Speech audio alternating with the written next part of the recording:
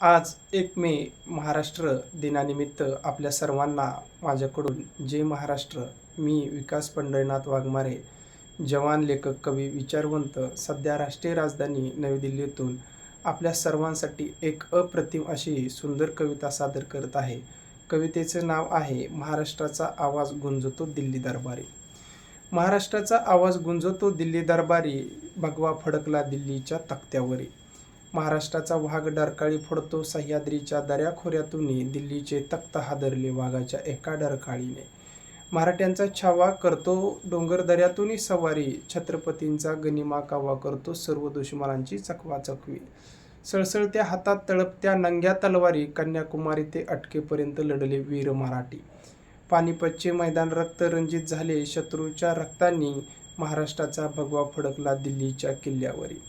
महाराष्ट्राचे शूरवीर लढले तलवारीच्या टोकावरी, महाराष्ट्राचा आवाज गुंजतो दिल्लीच्या दरबारी. महाराष्ट्राचा आवाज गुंजतो दिल्लीच्या दरबारी.